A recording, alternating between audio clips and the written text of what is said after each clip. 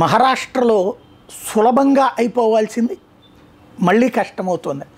Same to same Shiv Sena క్రిందటిసారి ఎదురైనటువంటి సమస్య. అప్పుడు 288 సీట్లకు గాను 144 గెలుచుకోవాల్సినటువంటి దశలో శివసేన భారతీయ జనతా పార్టీ కలిస్తే భారతీయ జనతా పార్టీనే 104 గెలుచుకుంది, శివసేన 57 గెలుచుకుంది. ఆ లెక్కను చూసుకుంటే 161, 144 కావాల్సిన చోట 161 వచ్చిందంటే సింపుల్గా ప్రభుత్వం ఏర్పాటు చేయొచ్చు. అయితే 2/3 మెజార్టీ కాదు.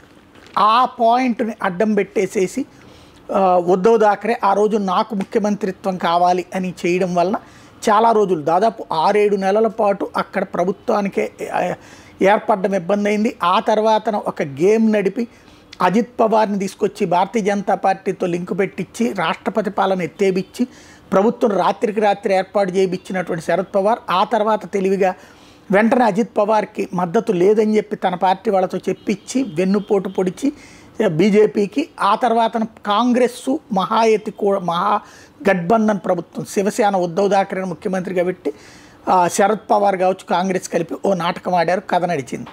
ఆనాడు ఎవరి ఆశ అంటే ఉద్ధవ్ థాకరే ఆశ. ఇప్పుడు వచ్చేటప్పటికి షిండే ఆశ అన్నటువంటిది ఆలస్యం చేస్తుంది. యాక్చువల్గా సింపుల్గా అవ్వాల్సినటువంటిది ఇందులో బీజేపీ తప్పు కూడా ఉంది. భారతీయ జనతా పార్టీ నాయకులే షిండేనే ముఖ్యమంత్రి అని ప్రకటించడం, తీరా చూస్తే అక్కడ పబ్లిక్ బీజేపీని ముఖ్యమంత్రిగా ఉండాలనుకుంటున్నారు. షిండే పార్టీ శివసేనకి సంబంధించి 70% విజయాలు ఇస్తే భారతీయ జనతా పార్టీకి ఏకంగా 90% విజయాలు ఇచ్చారు. 137 సీట్లు అంటే ఆషామాషి కాదు.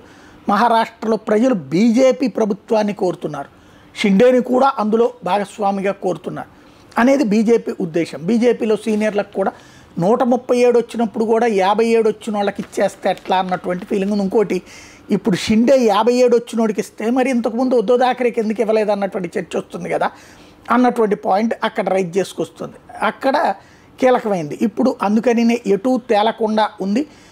షిండేనేమో పట్టుపడుతున్నాడు. ఇంతకుముందేమో నాకు ముఖ్యమంత్రిత్వం అక్కర్లేదు, ఫడ్నవీస్ని సీఎం చేయండి, ప్రభుత్వంలో చేరతానని చెప్పి అప్పుడు శివసేనను చీల్చొచ్చినటువంటి వాడు ఇప్పుడు మాత్రం తను ముఖ్యమంత్రి పదవి రేసులో ఉన్నానని చెప్తూ ఉండటం వలన ఈ సంక్లిష్టతని అధిగమించడం ఎలాగా అన్నటువంటిది ఇక్కడ కీ పాయింట్. సింపుల్ కావాలనుకుంటే ఇవాళ షిండేని పక్కన పెట్టేసి ప్రభుత్వాన్ని ఏర్పాటు చేయగలిగినటువంటి స్థాయిలో భారతీయ జనతా పార్టీ ఉంది. అజిత్ పవార్ భారతీయ జనతా పార్టీ కలిగితే కానీ అలాంటి గందరగోళం చేయడానికి సిద్ధంగా లేదు భారతీయ జనతా పార్టీ. ఎలాగ దీన్ని పరిష్కరిస్తారో చూడాలి.